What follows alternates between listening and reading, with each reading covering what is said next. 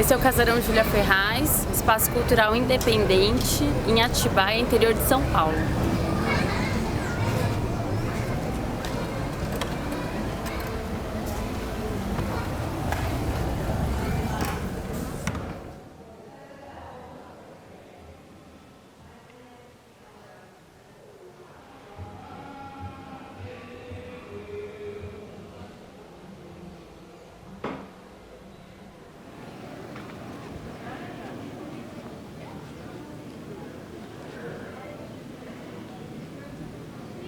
O que é a Aspas?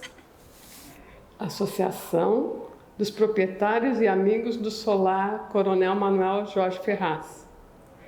Esse Solar Coronel Manuel Jorge Ferraz é o nome, vamos dizer, oficial do casarão, que também pode ser conhecido como Casa Júlia Ferraz. Ela tem os dois nomes. Ele que é o fundador e ela que foi a última moradora.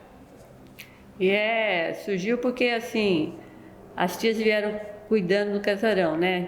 Tia Lourdes, tia Silvia, né?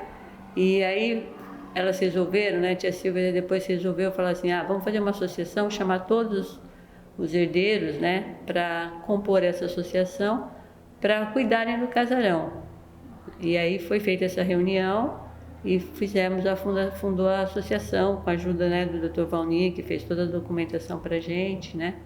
E elas foram atrás de todas as pessoas que têm uma parte, né, do casarão, para juntos nós termos essa associação.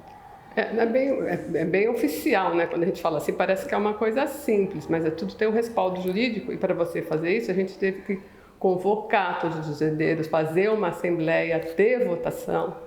Então é uma coisa bem, vamos dizer, densa, não é assim, vamos fazer uma associação, reunião, todo mundo decidiu, não é isso? Que é muita gente, né? A assembleia teve que ser num espaço maior para caber todo mundo, porque é muita gente, né? E daí as coisas foram acontecendo. Então, mas foi a associação que é a entidade jurídica, né? Que faz a gestão agora do casarão, né? Desde 2012, né? É ela que faz a gestão do casarão, ela que toma as decisões do que vai acontecer com esse casarão ou não, né? Ela tem um conselho deliberativo. Tudo que a gente quer fazer aqui, vamos reunir o conselho para ver se pode, porque não é só querer, tem coisas, né, que você precisa passar pelo conselho deliberativo.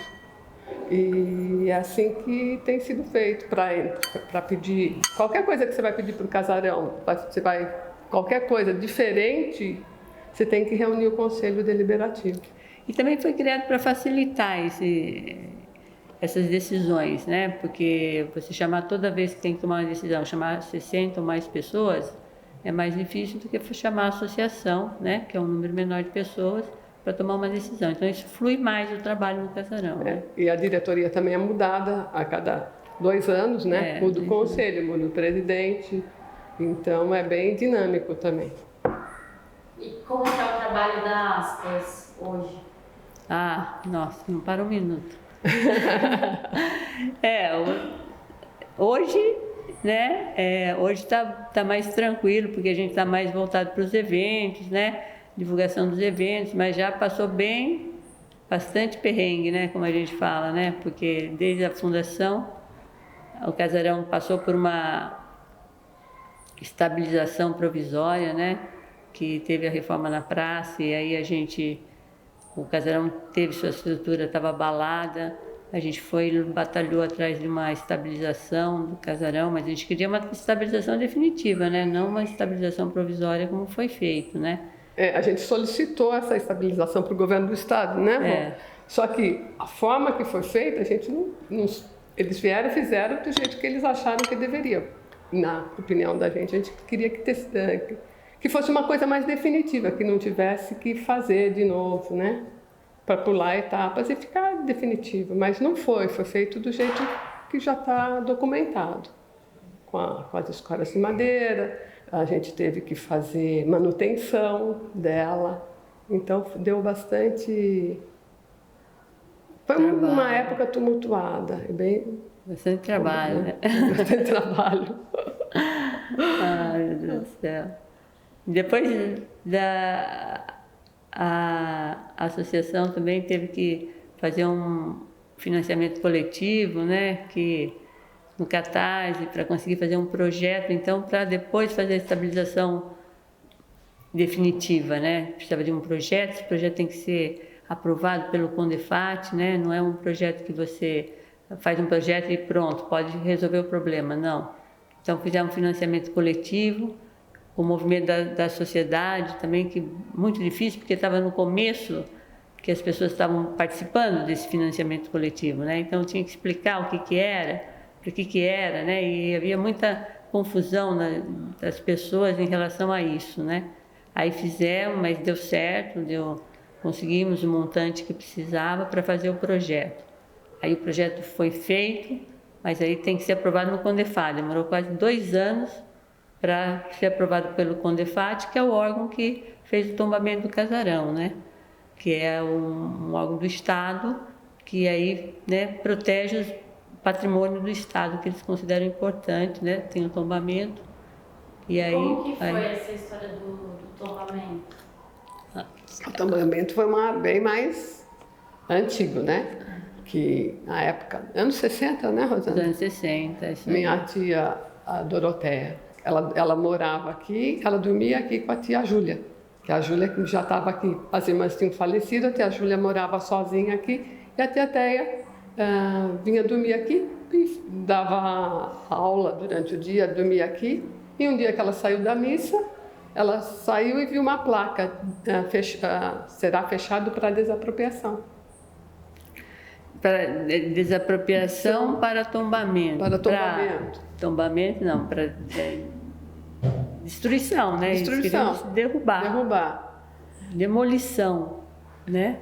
E daí a minha tia entrou em desespero, porque as outras, a tia Silvia e a tia Lúcia, moravam em São Paulo. E naquela época não tinha telefone, era muito difícil comunicação, elas não vinham toda semana. Então foi... E daí, depois desse período tenso, a tia Lourdes resolveu se mobilizar para tentar um tombamento, porque aqui é um prédio importante. E a forma que foi feita também foi violenta. Não é que eles avisaram, vai acontecer isso com vocês, esse prédio está correndo risco. Está correndo risco de cair desde aquela época até hoje, que é o que sempre falaram, e ele não cai. Quando foi construído Santa Virgínia, esse prédio aqui, tinha um Cine ali, que era o Cine República. O Cine República caiu, mas aqui não. Então, são umas coisas que ficam no, vamos dizer, inconsciente coletivo, que a pessoa fica falando aquilo, repetindo. Não, ele não ia cair. Tanto que não caiu até hoje, e não vai cair. Não vai cair mesmo. E daí ela resolveu, não, o que eu posso fazer? A tia Lourdes. E ela resolveu ir atrás do CONDEFAT para tentar o tombamento, né? E daí, na época, tinha o professor Carlos Lemos, que ele se encantou pelo sobrado e deu muita força para ela.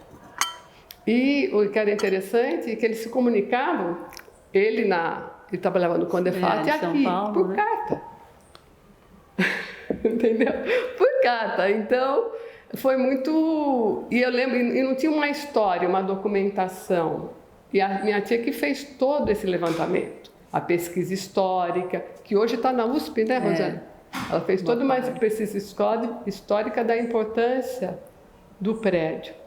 Até o professor Carlos Lemos, nesse período que teve agora também, que teve a outra questão da desapropriação, eu liguei para ele estava com 90 e poucos anos, né? Falei, olha, a gente está passando por isso, o senhor pode... ajudar? Ele falou, não, eu gostava muito da sua tia. Daí ele, a família, né, é muito boa, eu conheci, gostava muito dela, e ele escreveu um artigo na Folha de São Paulo, que foi naquela página, a primeira página, não a primeira, artigo de opinião, né, falando do sobrado e da importância. E o que eu acho, que ele sempre fala que valor histórico, arquitetônico e documental. É isso que eu acho, que o sobrado tem um valor documental. Então, ele ajudou, mesmo nessa fase. Depois, uma outra vez, eu liguei para ele também, ele falou, olha, ele falou, eu estou muito velhinho, eu não consigo ajudar muito, mas não perca tempo com isso. Eu agora não consigo lembrar o que era. Ele falou, isso daí não vai por aí não perca tempo com isso. Eu falei, Rosana, não é por aí, vamos. Então a gente encontrou com muita gente boa, que falava, não é por aqui, é por ali, entendeu? Por exemplo, o doutor Valni, que é um dos patronos daqui, sempre ajudou, tudo, a gente sempre ia lá. Ajuda ainda, né? Não tinha sábado, domingo, contribuiu com o Catarse, fez, então, e o professor também ajudou. Então, a gente tem sorte, eu acho, também, né? E a tia ficou muito... A Teteia fala assim, ela tinha fogo nos olhos, né? Porque ficou muito indignada, né? Com a situação. As pessoas querem desapropriar, né, uma casa. Tem gente que quer a desapropriação. Eu falo qualquer pessoa, né, não só a gente aqui. Mas às vezes as pessoas falam, vamos desapropriar a casa porque nós vamos passar o metrô, vamos passar não sei o quê, uma estrada. E aí desapropria. Quer dizer, quando você desapropria, você tira a história da pessoa. Não é só a casa. Tirar a história. Então, diz que a tia ficava indignada, né? Por isso que ela foi atrás de tomar medida. E por isso ela foi atrás desse tombamento, porque é muita violência, né? Você tá uma senhora morando aqui de mais de 80 anos com a sobrinha, que também já era, né, mais velha, e você fala, não, vou desapropriar essa casa, vou tirar essa casa dessa família. Então você vai tirar toda a história daquela família. Porque aqui, toda a nossa família vinha para cá, né? Meus primos vinham passar férias, a gente sempre vinha aqui, quando a gente morava em Perdões, né?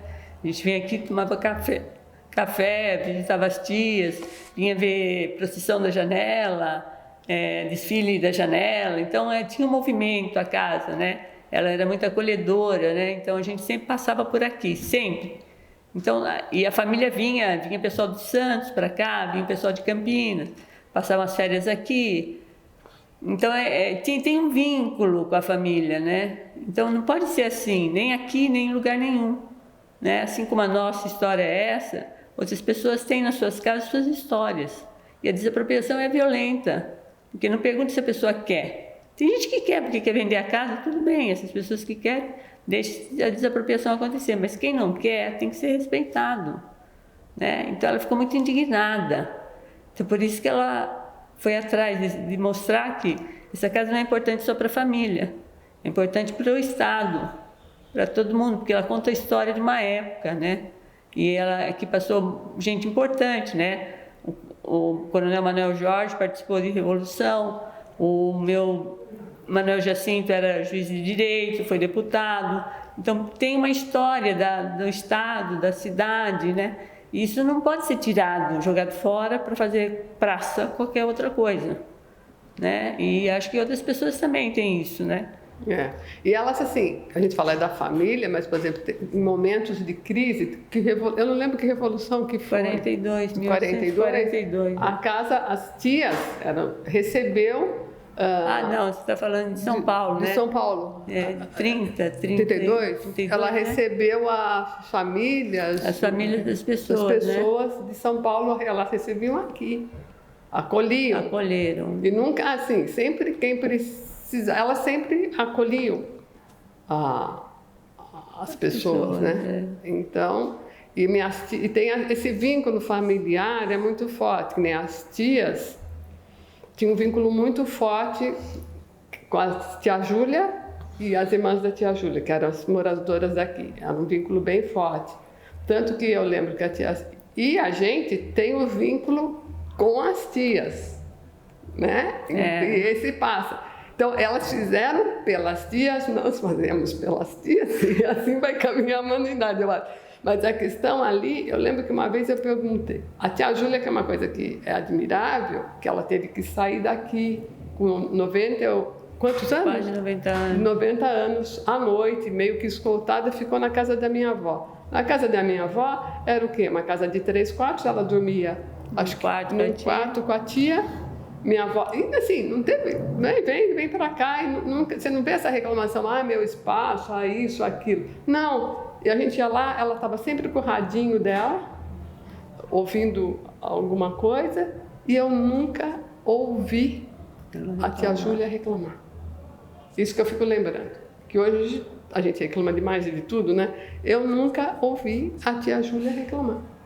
E eu, uma vez também, depois de muito tempo, eu perguntei, porque a tia Silvia, quando moça, era assim, super bonita, super chique, gostava de sair, de viajar. E ela veio para cá para cuidar da tia, de São Paulo para cá, da tia Júlia. Eu lembro que eu perguntei para ela, falei, tia, não foi muito ruim para a senhora ter vindo aquela? Ela falou, não, Helena, para mim foi uma honra. Eu agradeço ter podido cuidar dela. Então, assim como ela teve isso, a tia Lúcia teve qualquer. E ela que eu falo, não é só isso, é que era, assim, era uma época. Hoje é tudo muito fácil, era tudo muito difícil, gente. Vocês podem entender, elas não tinham carro, não tinham grana, eram mulheres. Numa época de ditadura, tentando deixar um prédio tombado no centro de uma cidade. Que um grupo de homens queriam derrubar. Né? Queriam derrubá-la. Então, com força política. Com força política. E aqui que eu também acho que elas eram uma... Eu acho que essa questão da força das mulheres também da nossa família, porque o pai delas, apesar de ser um juiz de direito e tudo mais, ele respeitava muito elas como mulheres. Isso que eu acho muito louco das meninas. Porque eu lembro que uma delas, uma vez, falou, tinha um pretendente de casado, não sei o que, ela falou, eu não quero. Ele falou, você não quer? Tia Júlia então, até a Júlia mesmo, você não quer casar? Então não casa. Coisa que não era naquela época. Naquela época tinha que casar com a família dela. Você não quer casar? Então não casa. Então, é assim. E daí teve essa luta da tia, né, numa época muito difícil, né? Eu não sei, eu acho que tem ajuda mesmo, eu falo espiritual, porque tem a força da pessoa, tem uma resistência e uma luz, né? E elas, que nem antes, era uma casa de homens, tinha nos políticos. Quando eles morreram, ficaram as mulheres. E daí elas tiveram que sobreviver por elas. O que elas fizeram? Já, na época, alugaram a parte de baixo. Tinha o Pinim, que era uma papelaria, tinha a esquina. O pessoal mais antigo vai lembrar, que era da família Zigaib, né? Que era uma casa de tecidos, e tinha uma barbearia. Olha a ideia. Você faria isso numa casa e podiam pensar, nossa, só mulheres vai alugar a casa. Mas fizeram isso. E a tia Lourdes também tinha essa mente aberta, né? Vamos dizer. Uma mente aberta, uma visão chegava além.